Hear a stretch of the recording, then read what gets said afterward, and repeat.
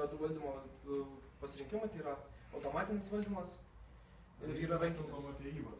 Taip, tai įvadiniai ARI sistemom šitie 3 automatai, relės, tai galima pasirinkti 2 valdymas parinktis.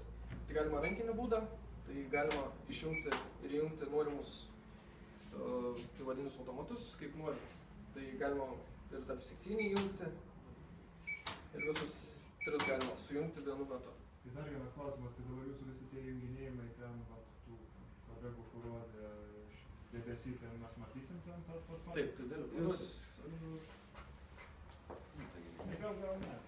Nesuprantam, kad jūs norite pademonstruoti. Valdymo sistemos ir indikacijos sistemos yra padarytos šiuo atveju atskiros, nes automatai iš karto atsijungia. Tai jeigu būna kažkokia tai problema, nesuveikia komutacinis aparatas ar dar kažkas ir reikia staigiai atjungti, kad nereikėtų po vieną spaudinį. Ir automatinis režimas, tai yra, jo pagrindinė būsena yra pirmas ir antras įvadinis automatas yra įjungtas ir tarpsekcinis yra išjungtas. Ir galima pavaizduoti suveikus vienai rėliai. Yra išjungiamas vienas įvadas ir yra įjungiamas tarpsekcinis įvadas, kad nenutrūktų maitinimo grandinė. Ir yra apšvietimo valdymas, dar aišku būtų dedinamo šildymo, vėdinimo sistemos valdymui, žaliuzių valdymui taip pat. Ir galima valdyti 2 būdais. Galima valdyti rankiniu būdu, tai kaip pavyzdys yra paimtas 107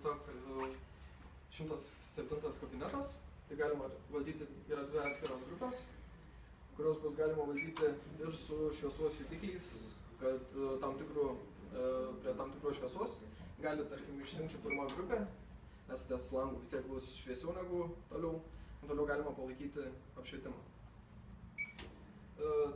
Pertraukos metu kabinete bus šitie mygtukai atvaizduoja judesio daviklius, tai įėjus į kabinetą įsijungia šviesos, jeigu yra nepakankamas apšvietimas kabinete.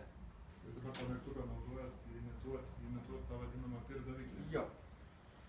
Tai jutiklis dabar yra, apšvietimas yra nustatytas 5 sekundėm, tai prilygtų 5 minutėm realiom situacijai realioj, kad bent jau 5 minutės veiktų apšvietimas, kai nėra paskaitų metu.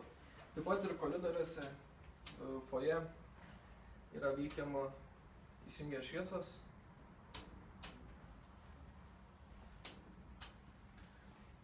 Išsijungia atskiros grupės, kad nebūtų, kad įėjus į koridoriaus pradžią, kad neužsidegtų visas koridorius, būtų skirstomas į 2 grupės. Tai pusė koridoriaus būtų viena grupė, kita pusė būtų kita grupė. Kad einant, gražiai įsijungtų šviesas ir neįkvotų nereikalingų. Dabar gražiai rinko ten toje panelėje, gal čia mūsų sudėtingai suprasti. O jeigu, tarkim, bandyti iš mobilaus telefono, išmanaus telefono visą tą jūsų pavaldyti, ko reikėtų tada? Reikėtų jungties į internetą, ką šitas valdiklis turi.